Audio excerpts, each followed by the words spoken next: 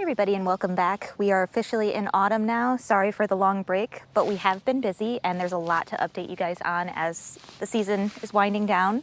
The first thing I want to update you guys on is that our fence is black now. We have our first layer of pine tar done and I'm very excited about it. I love the way it looks. It was a bit of a process because in order to do pine tar, there's a lot of layers you have to take with it. So we had to first clean our fence really intensely because you can't have anything under the linseed oil on the wood, so it has to be bare. So we had to do that. And then we did a linseed oil layer on everything, every part of the fence. And then we had to do a 50-50 mix of pine tar and linseed oil. And we were able to go over everything. And this is the result of one coat. They do recommend that you do 2 coats, but we're gonna wait till next season to do that, just to make sure that it's fully cured. It does have quite the dry time. You can technically do a second layer within 2 weeks of the first layer, but we just want to give it more time, and we're honestly running out of time with how quickly autumn has set in here. So yeah, we're really happy with it. It is exactly what I wanted. It kind of blends into the background more and it becomes a really nice frame and border for the garden without standing out too much. So I'm really happy with it, and next coat it will be even blacker, which is more exciting. Along with having a very busy summer, we also got married and more to come on that, but we were very involved in our wedding, planted all the flowers, built the whole thing with the help of my parents. So we were very busy with that all summer. So things had to go on the back burner. But one of the cool things that came out of that is, well, we're married, but also we have this arbor. This was the entrance to our ceremony space, so it's very sentimental. My dad built it for me, and it's full cedar, hand-built obviously, and it's perfect because it's the exact entrance to my garden space that I wanted.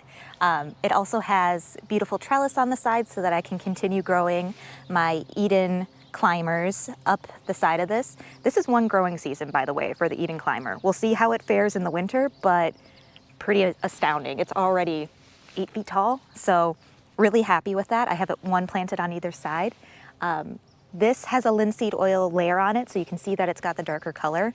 We are going to go in and do the coat of pine tar before the season is up, but right now we're just letting the linseed oil do its thing and also trying to find time to get the pine tar on here. But right now it's the entrance to our garden and I'm just so happy with it. It's exactly what I envisioned. So very thrilled to have this here and I can't wait to see it in black. So an update on how the actual garden is doing. It's been a good and bad growing season. Stuff has really filled in, especially for the second year. I was really happy to see how much space we filled up and how my perennials have really taken on a life of their own.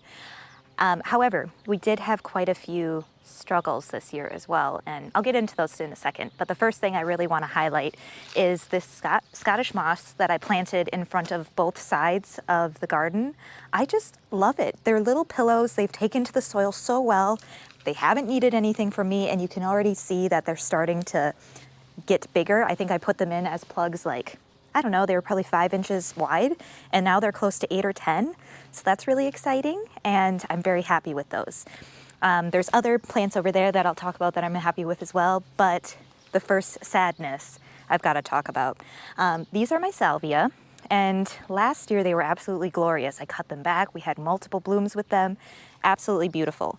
This year they really struggled, and the only thing that I can tell that it probably was is leafhoppers. I've not had experience with those, so I didn't know exactly how to handle it. I did spray them, I tried everything, but they just keep getting infested and it's causing other issues in my garden that I'll talk about in a second. So I think, unfortunately, I will be taking these out this year.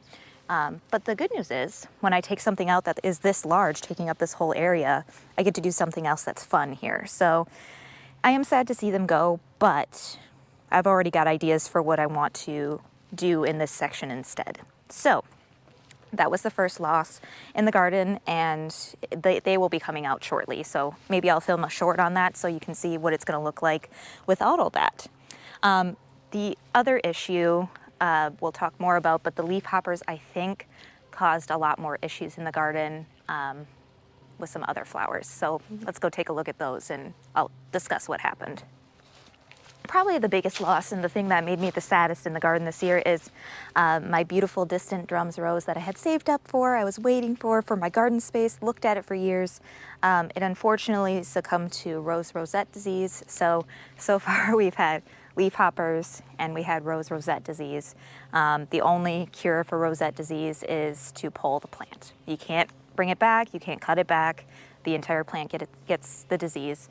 So I had to remove roots, everything, clean up the area, and sadly it's gone. And they do recommend that you wait a whole year, I guess a whole growing season. We do have pretty harsh winters here, so I think it'll be okay if I start looking into replacements next spring. But yeah, it has to stay empty here until next spring. So hopefully I can get a replacement and put that in there because that was my favorite rose. It was so beautiful. If I can find a photo, I'll put one in here because it was gorgeous. But, you know, that's gardening for you. All right. Another awesome thing in the garden that I just love and I will plant forever in my garden is this floss flower or geranium. I love it. It's been in bloom literally since I planted it. My mom and I started most of these from seed and they filled in so beautiful. They were just little plugs when I put them in and now they're huge. And I get so many compliments on these flowers. The bees love them. Definitely going to be planting more of those. You can also see my cute little mosses here that are mirroring the ones on the other side. Now for something not as fun. Don't mind my spooky trees. They just keep popping up in my garden. I am obsessed with them.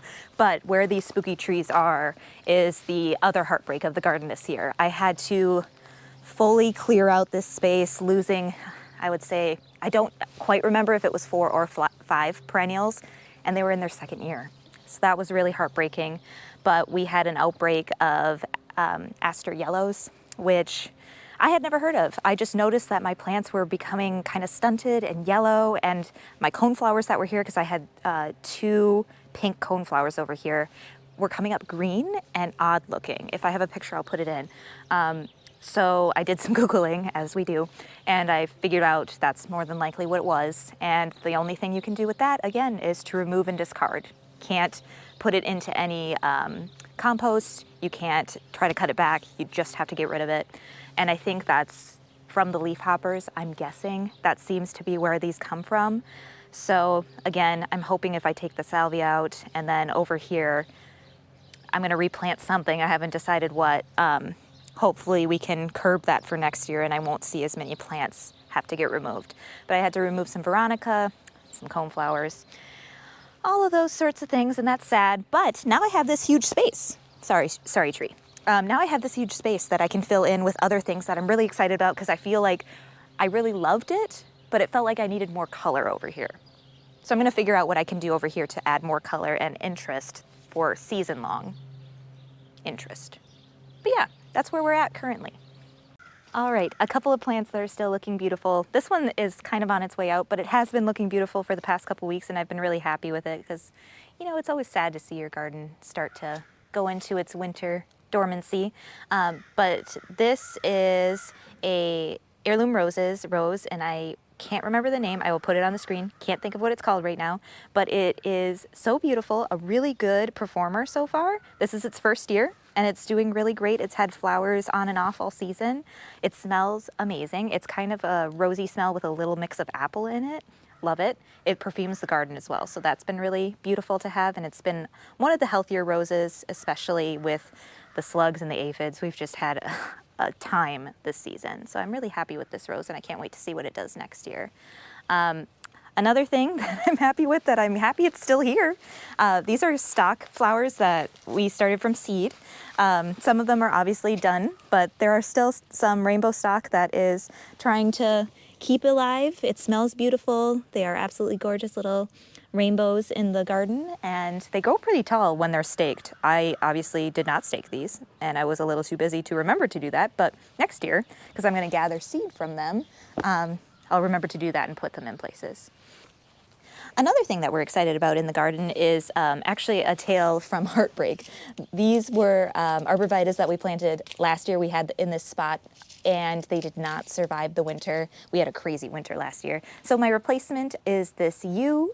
I've never planted yews before and apparently they do pretty well in our area as long as you keep them protected from deer and bunnies. So I've got this cage around them. They've put on some new growth. I'm really excited about them. They'll get little red berries.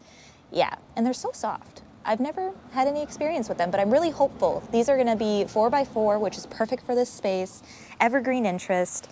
I'm just really hopeful that they take because I really love the look of them. All right, and the last thing I want to spotlight, even though it's a little counter to my fall vibes with this hot pink, are these very pretty geraniums flanking our walkway up to our house. I've loved them all season. They've been blooming all season, so healthy. Nothing has messed with them. I will be repeating this. So even though they are hot pink in the middle of October, they make me happy, and I smile every time I look at them. So I've been very happy with these purchases. All right, and I think that's probably going to conclude the big updates for this season. We do hopefully have a few projects left that we'll keep you guys updated on. You know, I'm happy with how things went. I'm hopeful for next season that maybe we'll be less disease ridden and I'll have more plants that I'm excited about that I get to plant next spring. But for now, I think that's where we end it. We close it out for our Series 2, Season 2 of this garden. And I'm just really excited to see what year 3 brings. And don't you worry, I will be doing a short on all my Halloween decorations because it is my favorite season. I will see you in the next one. Bye.